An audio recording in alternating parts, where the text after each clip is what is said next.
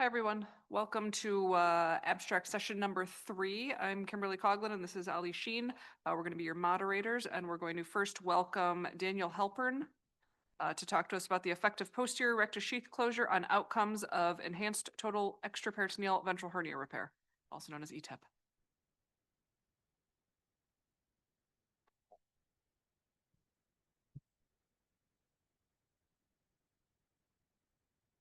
Good afternoon.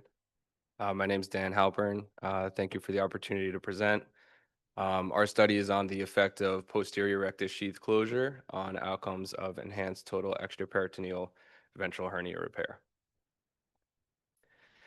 The enhanced total extraperitoneal, or ETEP, approach to retrorectus ventral hernia repair has gained popularity in abdominal wall reconstruction.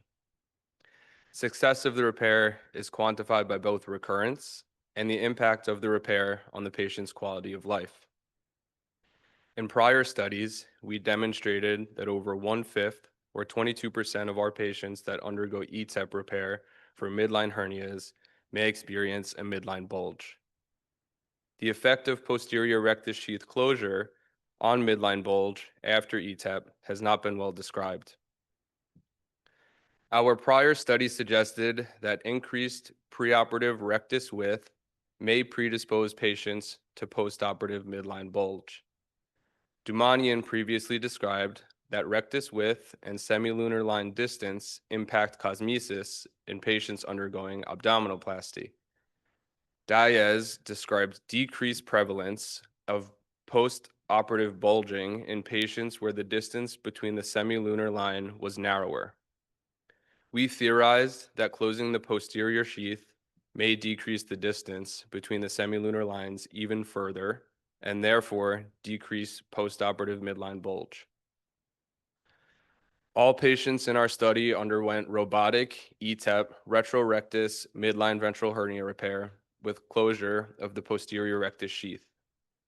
Intraoperatively, the width between the semilunar lines was measured and recorded before defect closure, after closure of the anterior fascia, and after the posterior rectus sheath was closed. The mean differences between the semilunar lines before defect closure, after anterior fascial closure, and after posterior sheath closure were then analyzed. We had 23 patients included in our study. The mean age was just about 64 years old. 70% were male and 30% were female. The average BMI was 32. The average mesh length was just over 33 centimeters, and the average mesh width was 16 centimeters. The average mesh area was just about 1,700 centimeters. Preoperative diastasis was present in 96%, or 22 of 23 of our patients. We had no hernia recurrences, no readmissions, 2 surgical site occurrences, none of which required intervention. Average follow-up was 127 days, and the average length of stay was 6.5 hours. The average defect width was just over 4.5 centimeters. The average defect length was just over 12 centimeters. Again, preoperative diastasis was present in 96% of our patients, and a post-op bulge was only present in 17%, or 4 of our 23 patients. These were demonstrated on physical exam. The distance between the semilunar line measurements are showed here. Before closure, the mean distance between the semilunar lines was 22.5 centimeters. After anterior closure, the mean distance was 2.27 centimeters, accounting for a change after closure of 2.23 centimeters. After the posterior rectus sheath was closed, the mean distance between the semilunar lines was just under 17 centimeters. The change after posterior closure was an additional 3.33 centimeters. The total change after anterior and posterior closure was just under 5.6 centimeters. We noted closure of the posterior rectus sheath changes the shape of the abdominal wall. On the left is a diagram with the posterior rectus sheath closed. You can see it narrows the width between the semilunar lines and flattens the floor. Desufflation of this space occurs from the roof. It allows for a narrower mesh with more accurate placement. On the right, you can see when the posterior rectus sheath is not closed, you have a wider space with laxity of both the floor and the roof. Desufflation in this space occurs from both the floor and the roof. This requires more precise placement of a larger mesh to avoid wrinkling during desufflation. On the left here, you are looking caudal after posterior rectus sheath closure. You can clearly see a nice flat floor for mesh placement. On the right is a picture after the mesh is placed. It is lying flat without wrinkles. And this allows, when desufflation occurs from the roof down, the mesh will easily maintain its position. In conclusion, closing the anterior fascia without posterior rectus sheath closure decreases the distance between the semilunar lines by 2.23 centimeters. Closing the posterior sheath decreases the intraoperative width between the semilunar lines by an additional 3.33 centimeters. This allows for less width for mesh underlay, but seems to have no effect on hernia recurrence and demonstrates a questionable trend toward a decrease in the development of postoperative midline bulge. Here are our references, and I'd like to thank everyone in our team.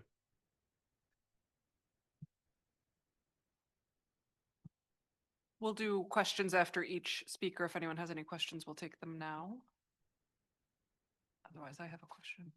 Yes. I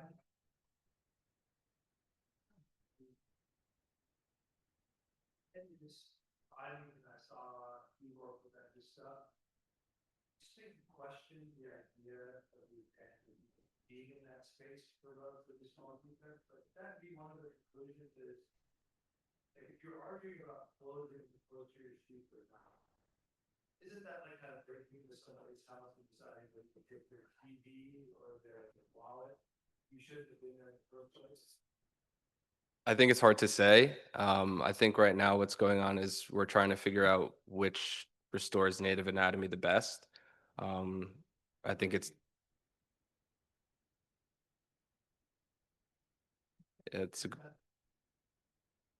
a good question, but I think the anatomy is disrupted anyway. It's hard to answer that question. I think a lot of repairs are in the retrorectus space anyway. I think this is just somewhat of a different approach.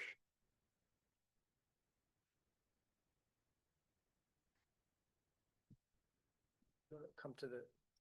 Just to make a comment, because the paper that published Jorge Daes about the difference in abdominal wall contour after ETEP, he also mentioned about the possibility of denervation injury of the rectus muscle. So not only the disruption of the posterior rectus sheath, that probably we are injury a number of nerves, making a simple ribs or simple ETEP when doing the surgery, and maybe it's an over. I agree with Mike Rosen about the overkilling these small hernias with a posterior to sheath release that probably with a simple peritoneal or a mesh suture closure could be enough. No, that's it's an hypothesis. We have to demonstrate that. All right, one last question for this hot topic. It's a quick comment. I agree with Mike, and I think we do want to preserve native anatomy, and the point of these studies is exactly that. These are all incisional hernias. The actual average defect length was 16 centimeters. So I think for native ventral hernias where you're closing a diastasis, maybe this isn't the right approach. And I think that's the point you're making. All right, thank you. Thank you.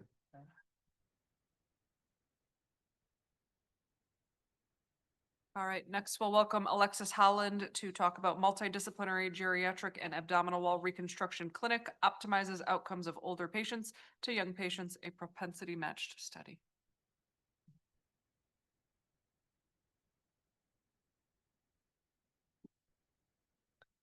Hello, everyone. I'm Alexis Holland, and I completed my research fellowship at Carolinas Medical Center in the Abdominal Wall Reconstruction Lab, and now I'm a plastic surgery resident at Ohio State. Like mentioned, I'll be presenting on our preoperative geriatric evaluation in our multidisciplinary clinic with abdominal reconstruction. These are disclosures. By 2050, it's estimated that 1 in 4 patients in Europe and North America will be over 65 years old. Advanced age is associated with medical comorbidities, frailty, and degenerative problems, and as a result, the elderly are at high risk for perioperative medical and surgical complications. The geriatric population is not spared from ventral hernias, nor the morbidity that accompanies repair. So as this population ages, surgeons continue to look for ways to optimize their elderly patients. In prior literature from our institution, we sought to identify factors that impacted length of stay and postoperative complications. In a review of over 2,500 patients undergoing abdominal wall reconstruction over a 20-year span, we identified these 6 predictors on multivariate analysis as predictors of increased length of stay. Predictors included ASA score greater than 4, which we cannot explicitly change, BMI, which is modifiable, and weight loss is something that we work on preoperatively, defect size, which is also fixed, mesh infection, which we can treat with antibiotics, but predominantly requires mesh excision, OR time, which is a surrogate for hernia complexity, and age. With every 5 years increase in age, there was an increase in length of stay. We emphasize preoperative optimization at our tertiary center to address some of these factors, but age is traditionally considered a non-modifiable risk factor. However, we questioned whether we could modify the impact of age, and thus we began our partnership with geriatric medicine. We sought to improve our ability to take care of older patients. As soon as we saw this data, we teamed up with the geriatricians and created a multidisciplinary clinic to evaluate patients over 65 who hoped to undergo hernia repair. The comprehensive geriatric assessment included a functional assessment of patients' activities of daily living and risk of polypharmacy, a cognitive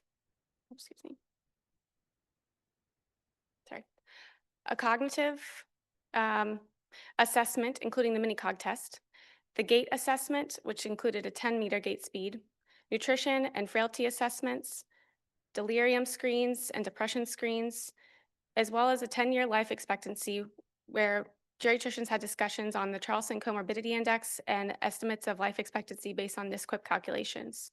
These also included discussions about advanced care planning and code status. We sought to answer the question if this preoperative geriatric assessment improved postoperative outcomes in patients undergoing abdominal wall reconstruction. We reviewed our institutional hernia database for ventral hernias and performed 2 separate propensity scored matches in a 1-to-1 fashion, with our primary outcomes being short-term medical and surgical complications. The first propensity scored match was between optimized geriatric medicine patients and patients 65 years or older who did not see geriatrics, GM versus NGM. They were matched on age, BMI, number of comorbidities, COPD, and diabetes. The second propensity scored match was between geriatric medicine patients and patients younger than 65 years old. They were matched on ASA score, BMI, hernia defect size, tobacco use, CDC wound class, and primary versus recurrent hernia. Of the GM versus NGM cohort, there were 62 matches who underwent abdominal wall reconstruction for their ventral hernias. They were well matched with their matching variables noted in the italics. The GM group was 74 years old on average, and the NGM group was 75 years old on average. Their comorbidities were comparable, as demonstrated by the rates of the number of BMI, average number of comorbidities, COPD, diabetes, and tobacco use. However, the geriatric medicine patients did have higher ASA scores, with 79% being ASA score 3. Hernia complexity was also similar between GM and NGM patients, as demonstrated by the majority being clean cases with synthetic mesh placed. Defect sizes averaged 158.5 centimeters squared for GM patients and 143.4 centimeters squared for NGM patients. Rates of component separations were also comparable, but non-geriatric medicine patients had longer operative times by 30 minutes. GM patients had significantly shorter hospital length of stay by about 2 days when compared to the non-geriatric medicine patients.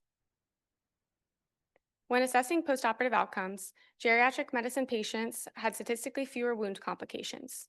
And though not statistically significant, we noted that the GM patients had 2.4 times fewer medical complications and 7.1 times fewer ICU admissions, which we felt was clinically significant. When looking at the geriatric medicine versus younger patients, there were 100 pairs who were well matched with the exception of BMI. The GM group expectedly was older, at an average age of 73, compared to the 49.5 years old in the younger group. They were also expectedly more comorbid, as exhibited by the greater number of comorbidities and higher rates of COPD. Although GM patients had a lower BMI by about 2 points, we felt that this may actually be a representation of frailty and muscle loss that accompanies aging rather than a representation of a healthier weight. Geriatric medicine in younger patients had largely similarly complex hernias. They were matched on recurrent hernia, wound class, and defect size, but the younger patients had higher rates of component separation.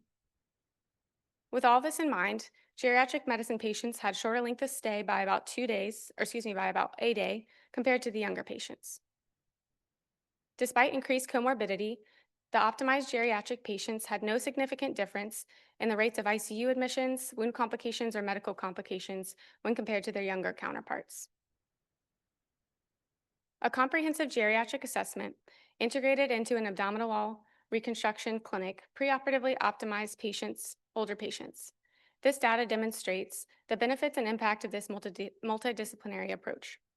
This pre-optimization significantly shortened length of stay when compared to both non-optimized geriatric patients and younger patients, as well as resulted in improved short-term medical and surgical outcomes compared to non-geriatric medicine patients and equal outcomes to a matched cohort who was nearly 25 years younger than them. It's well known that patients of advanced age have greater risk of complications and hospital length of stay, but what if age could be considered a modifiable risk factor? This geriatric consultation improved outcomes and was a valuable utilization of our resources. We recommend it to other tertiary centers to consider geriatric rehabilitation before performing complex abdominal wall reconstruction. Thank you.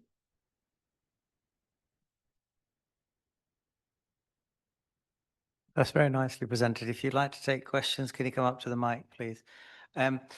You've shown pre-optimization works, but then you're comparing a 64-year-old to a 66-year-old. I think you would have more utility and a better balance for a learned audience if you looked at octogenarians. Do you have any subset analysis on octogenarians? So we don't in this particular study. In some of our prior literature, we have looked at particularly octogenarians and noted that they, as expected, have had much greater increased risk of complications, admissions to rehab facilities or nursing facilities postoperatively, longer length of stay. I think that would be really interesting to apply to this particular category. The prior literature was before we started doing this partnership in 2020. Thank Hi, you. Clayton Petro, Cleveland Clinic. Great job. I think that this is really useful if you have a geriatric team available to you. But for all of us, and maybe some of us that don't have a geriatric team available, were there a couple, handful of things that were low-hanging fruit that, complications is a generic term. What were the things that they were catching? Was it urinary tract infections? Was it fluid management and maybe reducing AFib? What were the things that we can all take home that to maybe do this maybe even without a geriatrician? Thanks. Absolutely. The medical complications we include were pretty much exactly what you said. We talked about UTIs, discharge with a catheter, VT incidents, cardiac arrhythmias, MIs, stroke. All of those were relatively low, but still increased in patients that were not, the geriatric patients that were not optimized. I really think the biggest thing is that the second those patients step into the hospital for their hernia repair, and I say geriatric team, we have one geriatrician who is an internal medicine physician that is fellowship trained in geriatrics, but she basically follows them from the second they walk into the hospital to the moment of discharge. And she's watching out for polypharmacy. She's talking to the nurses about mobilizing the patients early, particularly easy things like managing patients' light and time that they are awake, trying to limit the amount of times that nurses wake them up in the middle of the night so that they don't mess up their sleep-wake cycle and increase risk of delirium. Even things like having geriatric patients in rooms with windows, again, to try and limit delirium, which would increase rates of getting transferred to the ICU or getting discharged to a facility rather than to their home. Wonderful. Thank you. Thank you. All right, next we will welcome Alexa de la Fuente Hagopian to discuss Beyond the Tear heterotopic ossification following adductor longus tears.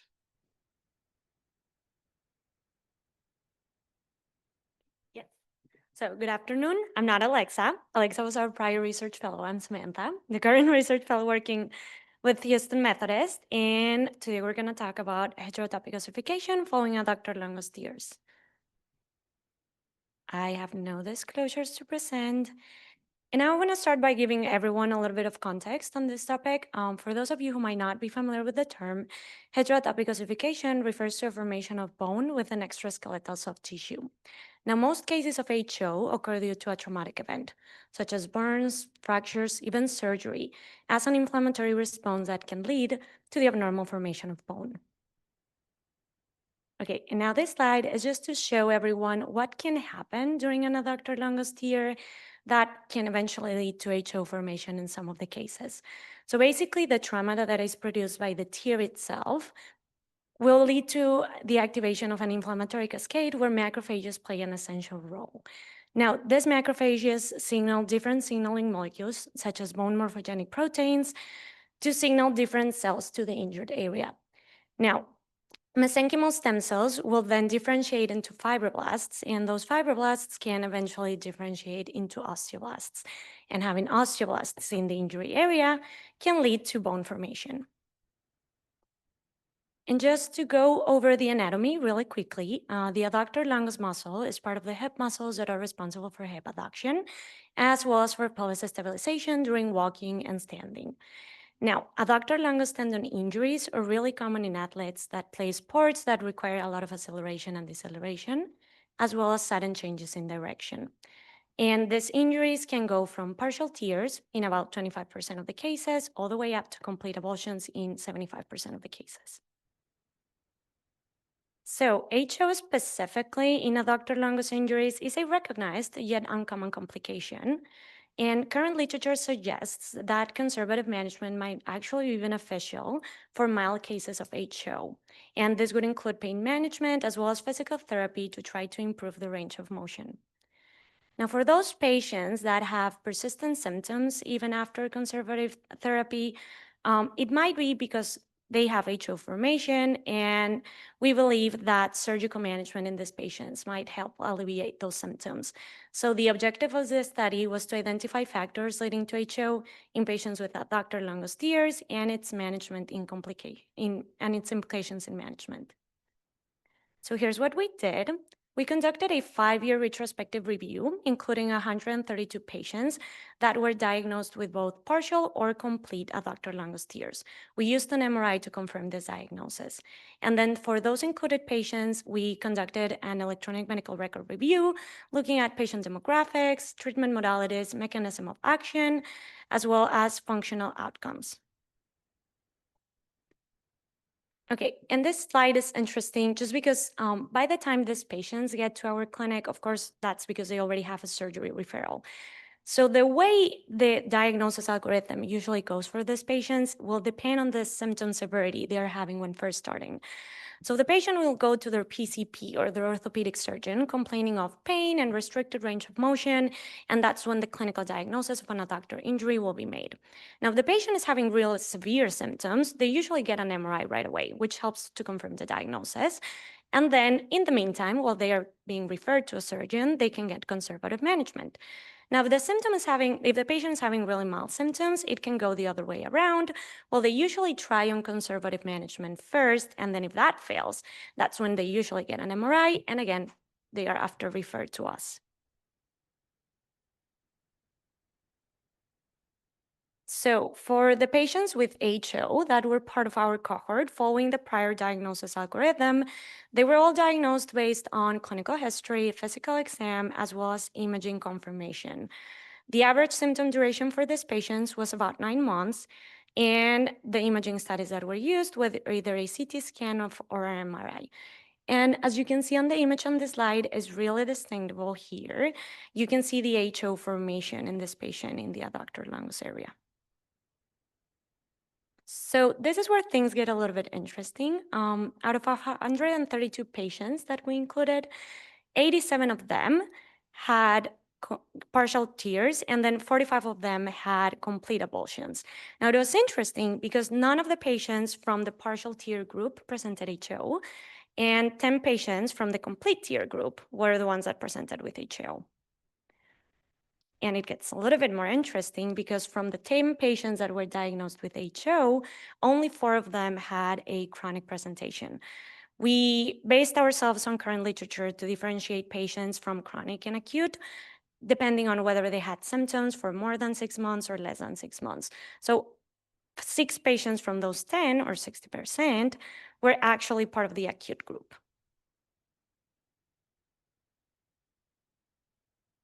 Okay, and from our HO cohort, the return to activity was about 8.7 weeks in average. We only had 1 wound essence, and then no major complications were reported.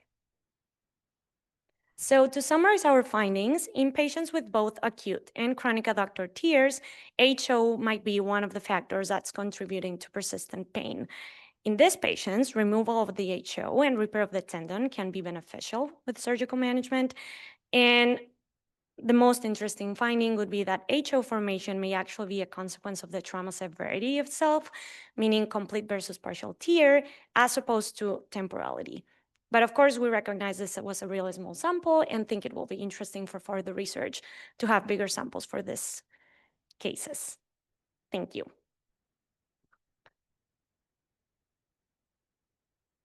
Thank you very much. How many of these patients had any other forms of treatment like physiotherapy? And then did any of them have PRP injections? Yeah, so no, none of them had PRP injections. And then as far as how many had physical therapy, most of them get to us with physical therapy. The problem is that we don't have the number for how many patients received conservative therapy and then improved without the need of surgical therapy, just because by the time they get to us, it's because they need a surgical management. What you've shown, I'm a sports hernia expert, by the way, and what you've shown is that these patients have actually undertaken their own tenotomy because it's so tight. Mhm. So what you have to decide on what criteria would you say rejoin or treat conservatively? To just treat the patients conservatively without any surgical management. Yeah, what criteria would you use to operate on them? So which ones would you operate on? Because you've got a complete avulsion. Mhm. You know, do you measure them?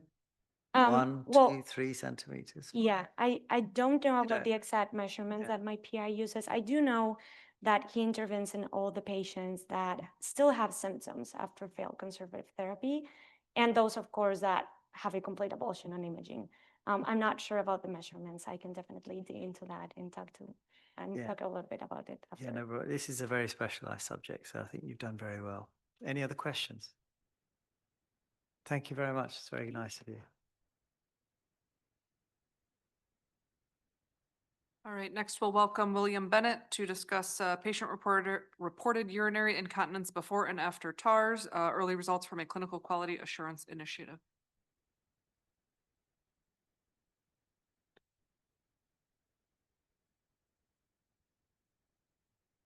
Hello, thank you. I'm Will. I'm one of the current research fellows at the Cleveland Clinic in the abdominal wall program.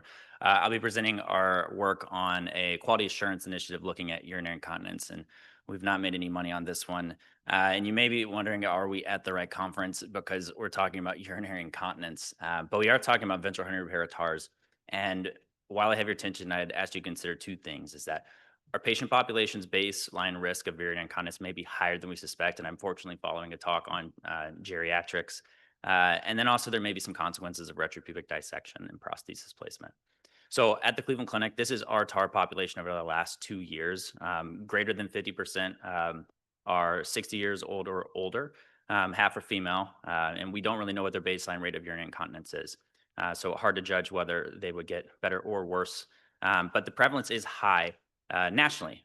When you're looking at women who are greater than 60 years old, there's up to a 55% rate. And if you consider the types of urinary incontinence, we're really thinking about stress incontinence here, where there's like mechanical disadvantage in the pelvic floor or in the shape and function of the bladder from a anatomical standpoint.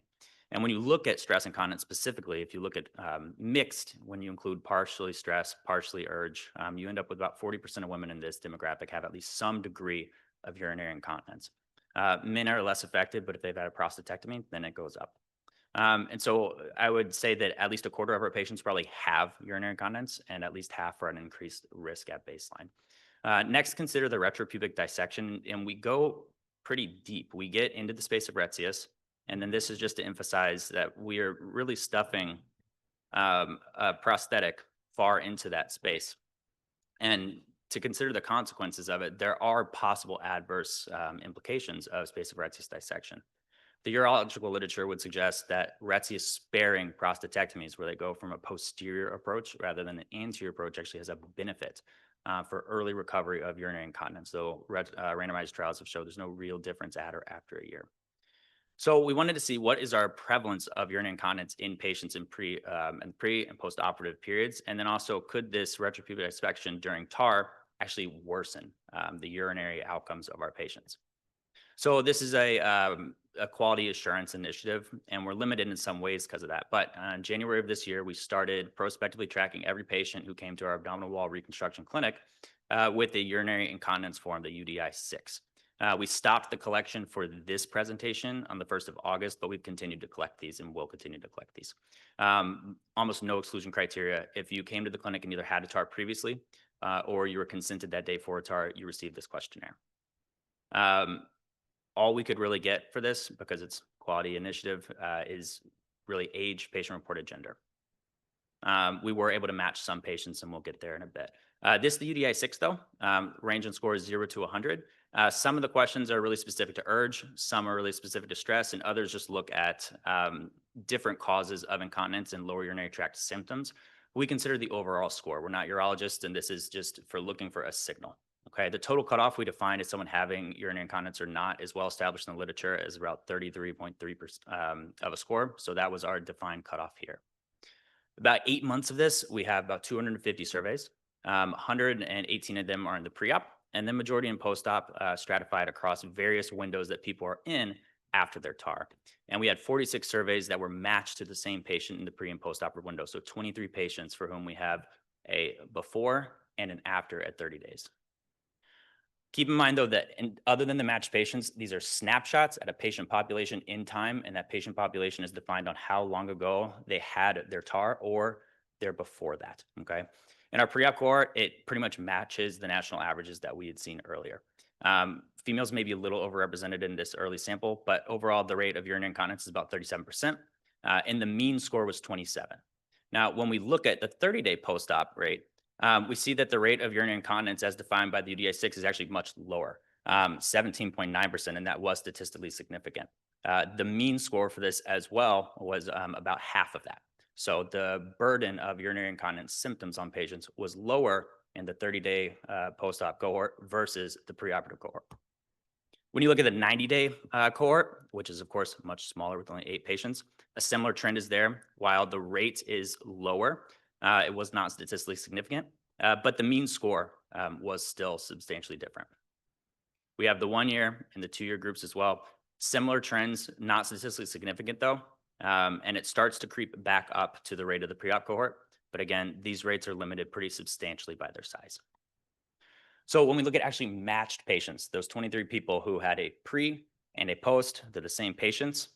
You see that they are about 55 years old. More than half are female. And if we look at it, the mean total score is actually substantially or significantly less in the post-op group versus the pre. So what does this really mean? Can we take away from it? So the prevalence of UI within our pre-operative population is comparable to national. So we're correct there. The post-op prevalence are not worse than the pre-op group, which is wonderful. And we need to do some continued data collection. So a formal research project should study this and see, is there a reason why they appear to be better? Are they actually better? Is this sampling error? And then also look at subtypes of urinary incontinence. And I'm happy to take any questions. I have a question. Yeah. So why focus only on TARS? Why not focus on anything that disrupts the space eretzius, inguinals, or even a reef stopa, or, anything that goes down there? It's a great question. And I think that in the future, as we expand this out, we certainly would look at specifically things that go down in that. Here for our patients, when we weren't looking at op notes, when we weren't looking at specific dissection, we can trust the majority of our patients have that full dissection because of the size of mesh they're going to receive.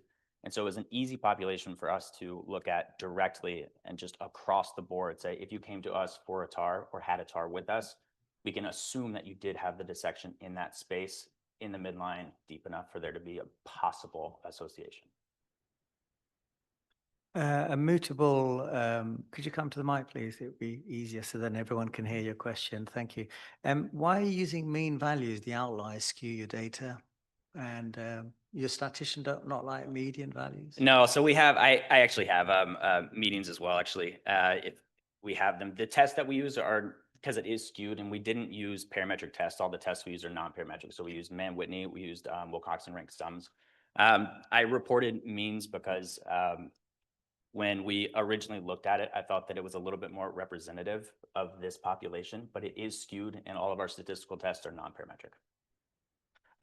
Yeah, they're non-parametric, that's correct. But yeah, no, I think if you want to get this published, you will have to look at the median values, unless you Yeah. get a really rigid peer reviewer like me. No. I 100% agree. I think that when you're using these non-parametric tests, the vast majority of the time, and pretty Yeah. much the standard is to use the median. So I have them in the extra slides. It was just, No problem. it was just We have how we- another question. Yes, sir.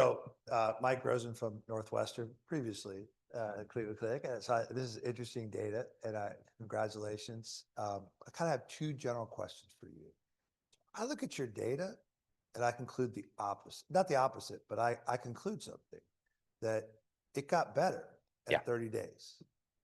Clearly, like not a small drop, but clinically significant and a statistically significant drop. So I guess based on where you are right now, if you're seeing a female patient who's complaining of urinary incontinence and you're going to do a TAR on them, and they ask you, is it going to get better?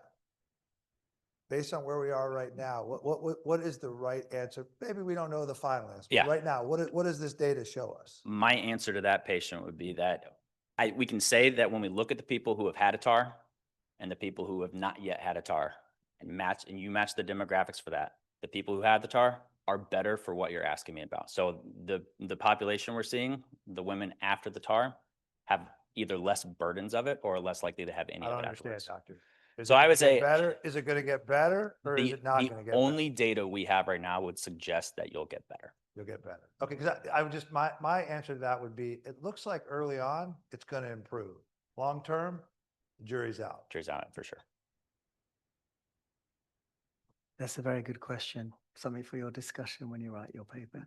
Absolutely. Well Thank you. done. Thank You sir. did really well. Well done. Right, we'll move on now.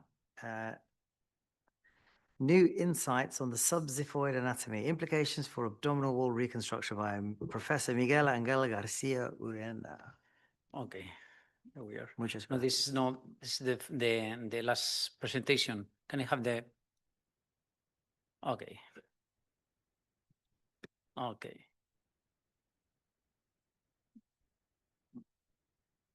Okay, I think we got it.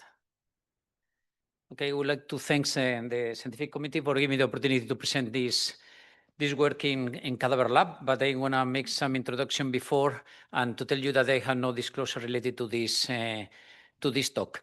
So what are we looking at this, at the relationship between the diaphragm and the xiphoid, because both peritoneal dissection and posterior component separation many times we have to go under the costal margin and go so far up to the central tendon. That's not a rare thing to do with this kind of surgery in complex abdominal wall reconstruction. So what do we know about this anatomy of diaphragm? That we have fibers of the diaphragm that insert on the chondrocostal border or the sternum, and they are named pars costalis and pars externalis.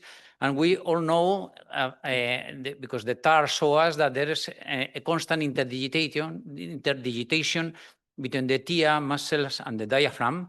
And we also know that there's like a line of fat over there that separates the diaphragm from the transversus abdominis muscle. But in our experience, making cadaver dissection, going completely preperitoneal in the subxiphoid dissection, we constantly see always some vertical fibers. What the hell they are doing there, you know? Because they don't belong to the rectus muscle, they don't belong to the TA muscle. What are these fibers that we have sometimes in the floor of our dissection, and we need to lift them up to get it right? So another possibility is that we stick the dissection to the borders of the xiphoid and the sternum.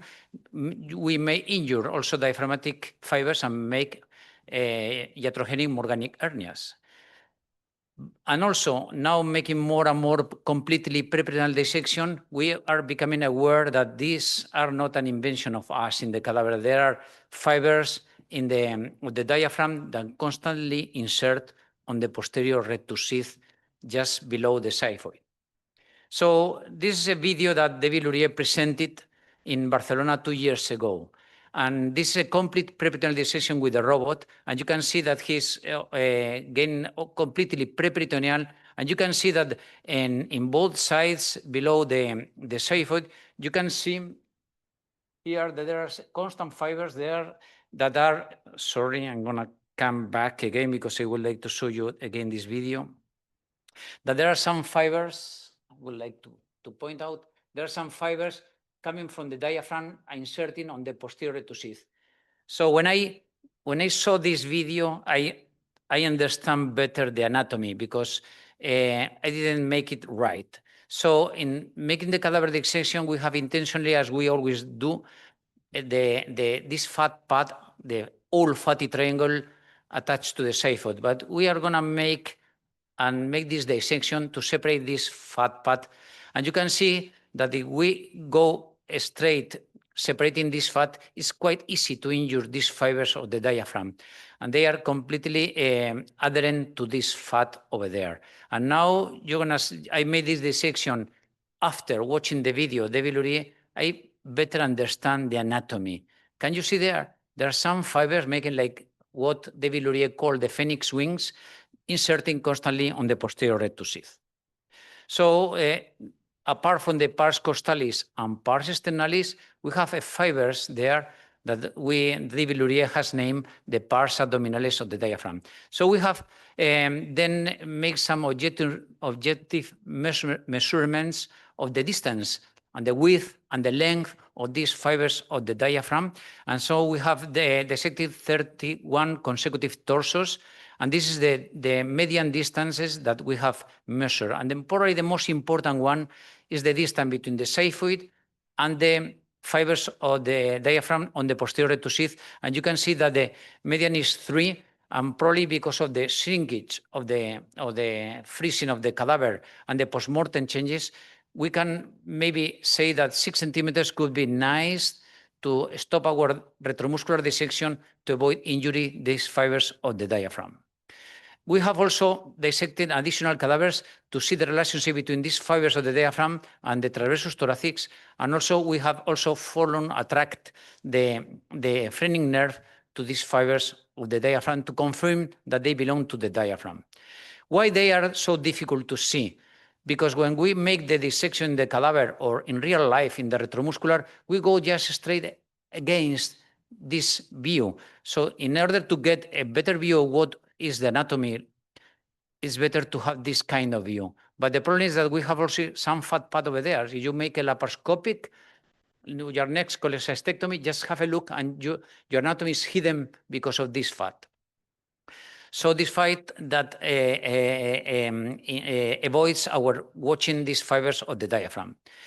And looking into the literature, and I have to thank David Lurien and Ulrich Dietz that they review classic text, and they have seen that these fibers have already been described and depicted, but not written about. You know, probably the authors of the drawing saw these fibers, but nobody described as they have been described now by David Lurien.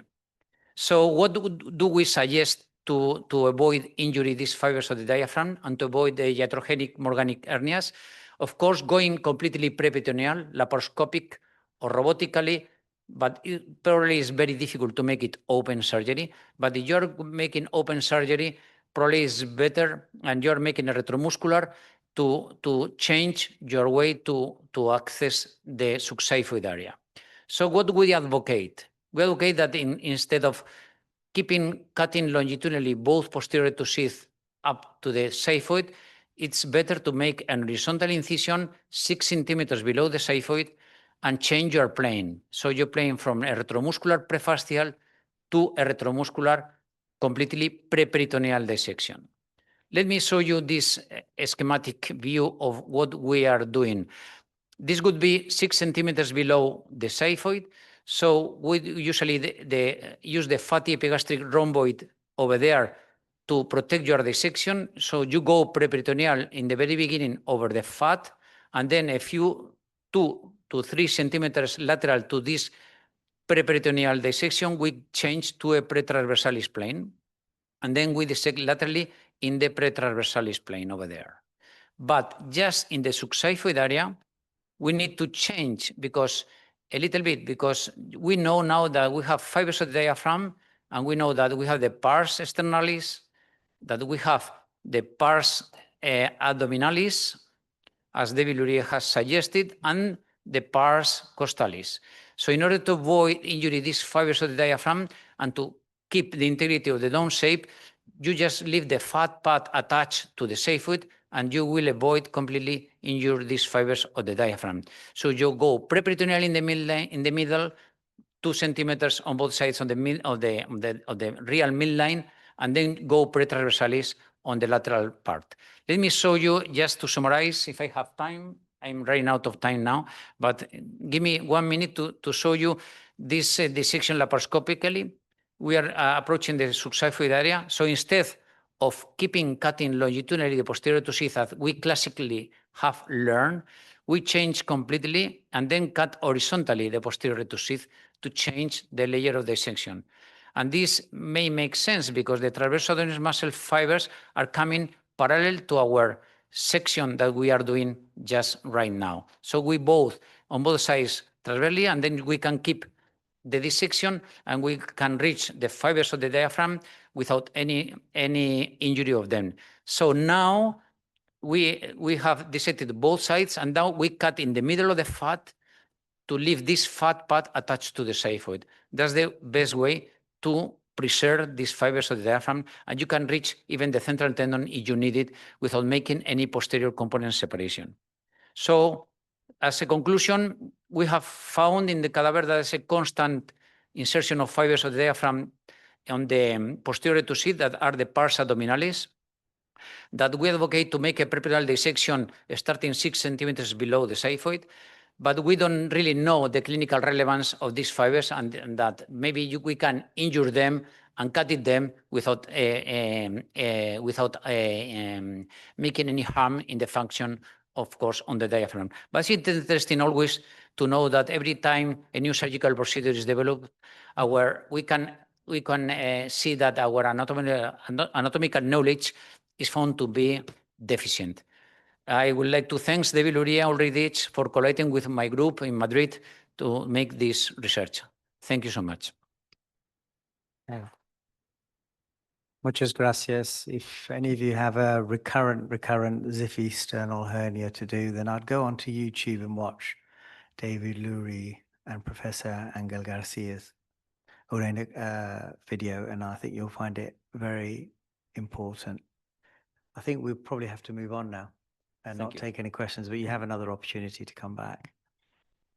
but thank you very much. So we go on to AI revolution in advanced hernia surgery, transforming surgical workflow and clinical excellence by Professor Ashwin Bawa from Dayanand Medical College and Hospital. You see. So, good evening, all. I bring greetings from India. So, AI has changed our world for good. And, this is an icebreaker slide that I made of Nashville using AI. So, Vincent Gao style painting of Nashville. So, it can get as beautiful as you can think of. So, I'll be speaking on AI revolution in advanced hernia surgery, mapping clinical workflows to building an AI augmented hernia surgery unit. There are no particular disclosures because I'm not earning any money out of this, but I am just an AI and tech enthusiast and just finished my business school training from Indian School of Business.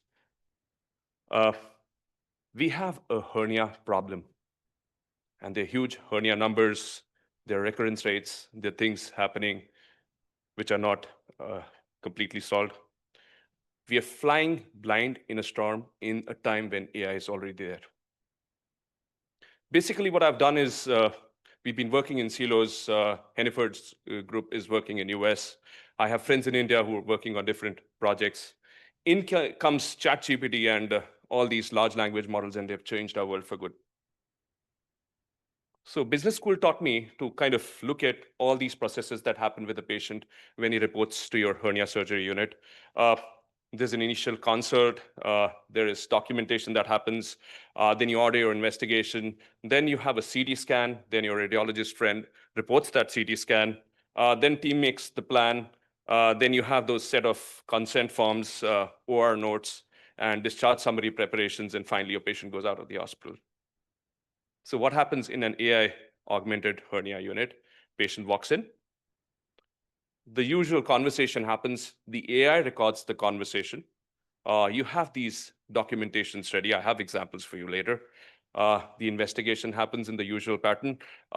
You have AI-assisted image analysis where volumetry, hernia sac detection happens, your consent forms, your scheduling, your inventory management, your OR transcription, everything can be AI generated.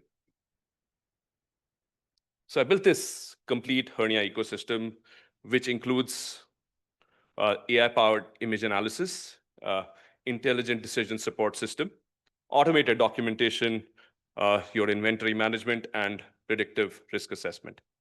First one was smart imaging, where deep learning models were used to look at hernia defect detection, volumetric analysis, mesh detection, sarcopenia assessment, and component separation prediction.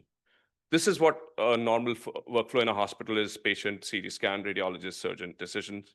And then you have patient CT, AI analysis, your report, and of course, a human looks into these reports.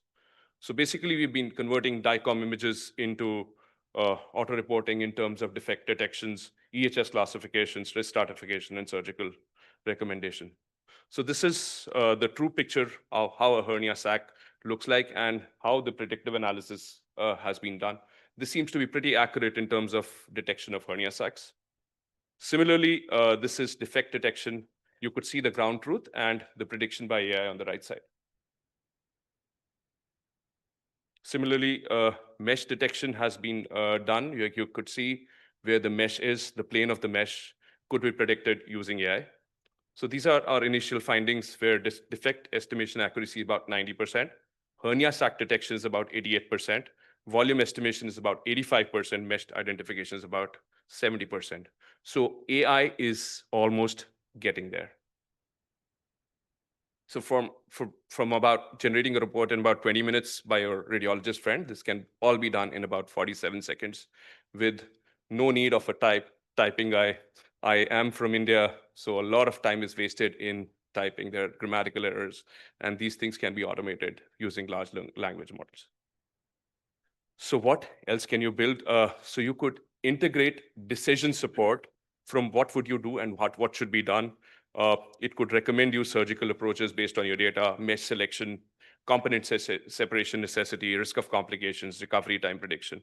So these guys have filed a patent for the same, where this would recommend you the type of surgery based on image as well as patient demographics, comorbidities of patients, hernia characteristics, previous surgical history. So you could predict outcomes for patients, resource requirements, and other things. This was interesting. This was developed after ChatGPT and other things came in. This is based on a device called Plod, which listens to your real-time conversations. Your entire patient conversation can be recorded. It could be plugged to yourself in the OT with a magnet and would record your conversation and generate OR notes on its own. You could have patient-specific consent forms generated, and this can be multilingual. So this is an example of a conversation that I was having with my resident. So the device. So is the study increasing in size? Sometimes when I got. I'm sorry for the bad quality of the audio, but this is just the entire conversation. So this recorded conversation, even if it's in our local languages, can be made into direct notes. We're trying to compare resident notes versus the notes that come out of this conversation. So if you could see patient reports of abdominal pain and swelling for the past 4 months and other things, it has just given you an assessment of the same. So similarly, I was just testing this device. So I'm using Plod AI. it's just listening to my conversation that you would normally have about an IPOM Plus done for an obese patient. So this was an M3 hernia. This is an M3 hernia. Umbilical parambilical hernia. So it could read what you, it could just record that conversation, convert it into notes, and you could just file them in your OR notes. M3 parambilical hernia, PCOX mesh, so it reads stacked as stacked, but still it sits there. So for our usual consent forms, it is just like if an IPOM Plus has to be done on a patient, it is manually typed on the side of that thing that it's written as IPOM Plus. So no specific discharge forms were being created. So, but just by using ChatGPT's, custom GPTs, without naming the patients, you could create these very specific consent forms for the patient. It says IPOM Plus and other things in detail. This similarly can be done for discharge summaries as well, where you can make very specific patient discharge summaries using large language models. So, so the comparison, we tried to do a scoring system for our consent forms, OR notes, discharge summaries by randomizing them, blinding them. So you could see that consent forms, OR notes, and discharge summaries all were doing better. In fact, average turnaround time for our AI-generated discharge summaries was also better. You could come up with these booklets based out of AI.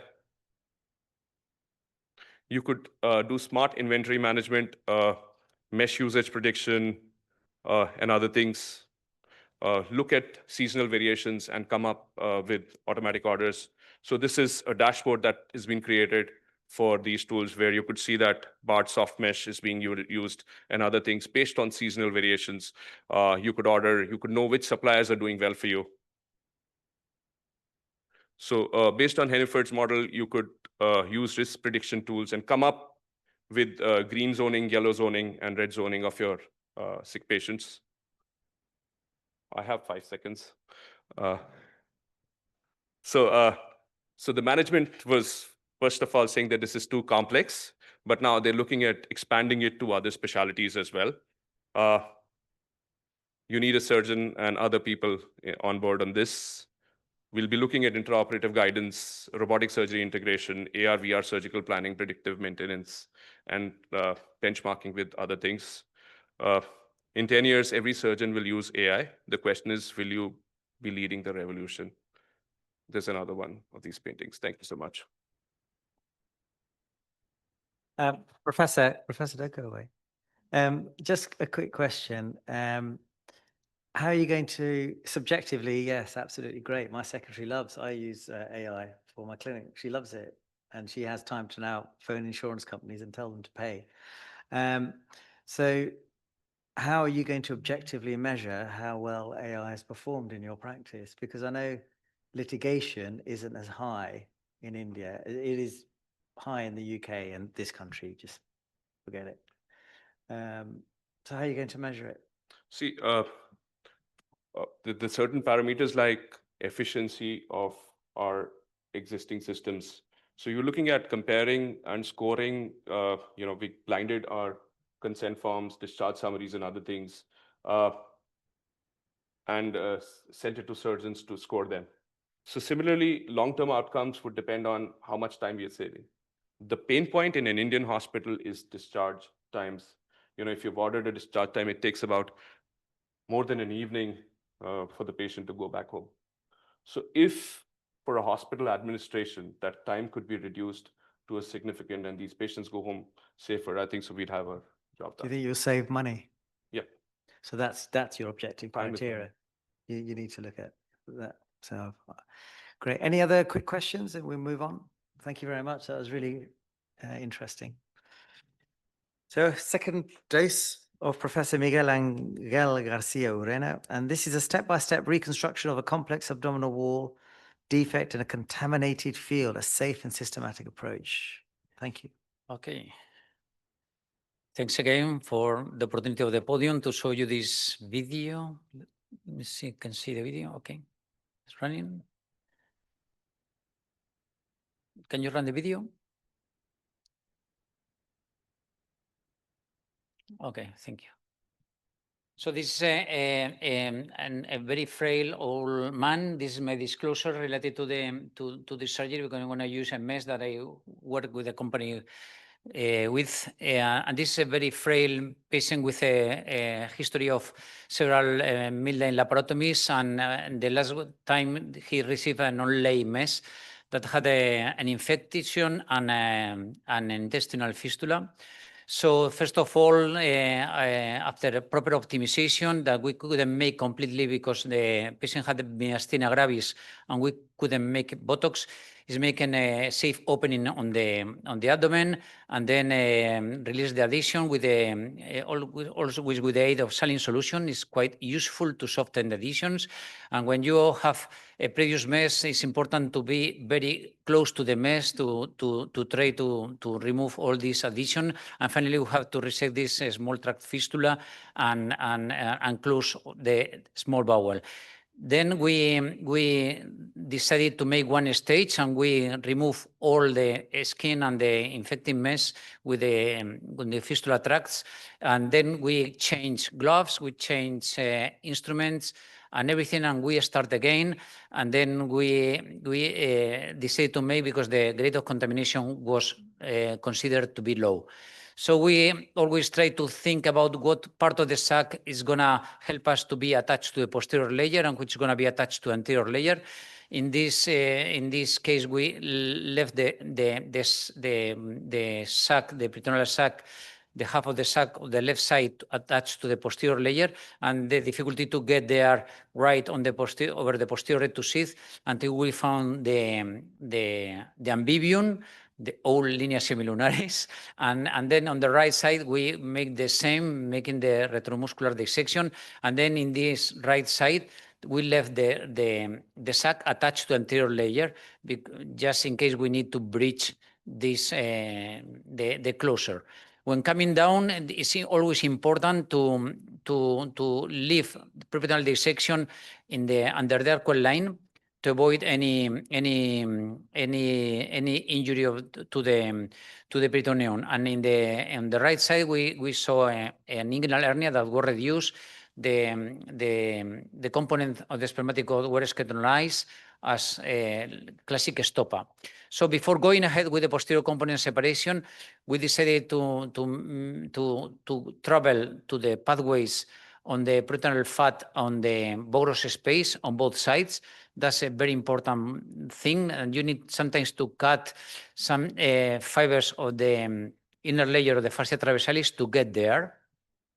And then we usually put a couple of stitches to the Cooper ligament for the only mesh fixation there, mainly when we have an associated inguinal hernia, like it was in this case. So what we do a little bit different than before going ahead with the posterior component separation, we made also the preperitoneal epigastric pathway dissection, and then we take the advantage of the falciform ligament and of also the fat on the left side to go completely preperitoneal, and we don't cut the posterior to 6 centimeters below the xiphoid. I explained in my previous talk. So again, in this area, we changed from preperitoneal to pretraversalis, and then we made this dissection there as pretraversalis a few centimeters lateral to the midline. Also on the right side, we made the same. We have to leave all the fat down, and then we leave all the posterior to sheath white there under the posterior to sheath, and there's no need to cut the fibers of the TA muscle. So once you get a little bit lateral, then we get completely pretraversalis, and then we go in the subxiphoid area pretraversalis on both sides, and then completely preperitoneal in the midline. And so now this is our change. Then we put 2 fingers and then cut transversely on the fat. This should be the fatty trident now, and then we cut it. And this is nice because now a plane develops always over there on the peritoneum. That's the peritoneal layer over there.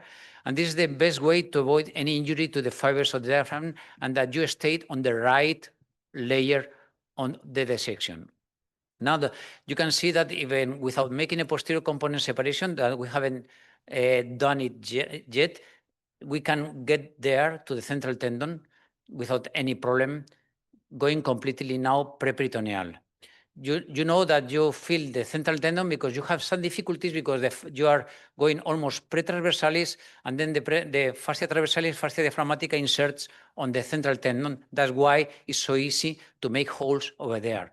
Of course, I make holes in the peritoneum in my every TAR. So we go preperitoneal in the midline and pretraversalis on both sides.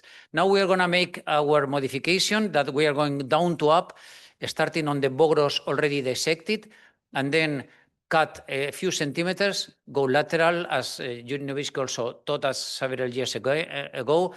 You cut, go lateral, you cut, you go lateral until you meet your medial cut on the posterior to sheath interrupted in the epigastric area. So there's no need for us to perform any section on the transversus abdominis muscle, only in the insertion, that's the posterior to sheath. Now we have already finished, and then we develop our preperitoneal plane to the left side and to the back of the patient if we feel it necessary. On the right side, we made again the down to up posterior component separation, and we also extended preperitoneal the dissection. The more you dissect laterally, the better is to close the abdomen, and because you get this separation from the visceral sac. We then resect the redundant sac that we don't need anymore, and then close the posterior layer made of the remnants of the posterior to sheath and the peritoneum. We systematically infiltrate.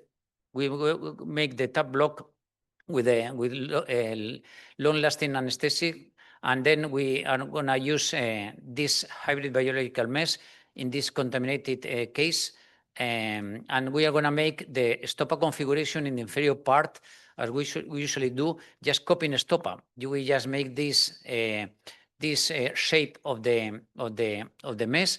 We're going to place the suture of the Cooper ligament fixation, and then we're going to tie it over there. Now, after tying these knots to the Cooper, we're going to make the configuration of stoppa in both inguinal areas and extend our mesh. That was nicely extended. Do you remember this patient? We couldn't use Botox, so it was quite difficult, this 16-centimeter wide defect to close, but we apply fascial traction. We have in Europe this fascial traction device, and as we progressively close with Duramesh suture the midline, when I have a lot of tension, I use now Duramesh for the midline, and then we could finally close this man. And this is the final aspect of the surgery. And in this particular case, the patient was discharged and eventually on the 6th postoperative day. But I have to tell you, in this kind of surgery, my complication rates are higher than 30%, because I'm not a very good surgeon, maybe. So thank you so much for the opportunity of presenting this video. Ask a question. I've got one question for you. Muchas gracias. That's brilliant demonstration. And the issue is that the hospital managers, you know, those clowns that tell us what to do, they need to know that as we get older, we're going to take on bigger cases. The complications will be higher. And that's the issue that I had in the hospital that I used to work in. Did you take the gallbladder out? Sorry again? The gallbladder. These big Eh, stones. Yeah. That's a good point to discuss. In this case, 84 years man, probably the life expectancy is not so long, so we decided not to do it. But yes, when I have a younger patient with cholelithiasis, I always remove the gallbladder. So that's a very good. That's a good question. Yeah. Any other questions for Professor? No. Right. Kimberly. All right. Thank you, everyone, for joining us. Have a good evening. Thank you. That was lovely. Thank you very much. That's good. Thank you. It looks like Lyrebird does not exist in the US. Lyrebird. I learned a lot about the actual bird, but nothing about the AI. I'll send you the link. So you can't get it in the US. No, I don't think so. It's Australian. Oh, interesting. Yeah. Thank you. Thank you. Now, moderators, I did ask about the measurements. Do you mean like the retraction? Yeah, there's three adductor injuries, 1, 2, and 3. And on the third, so I work with two orthopedic surgeons that implant it. I see.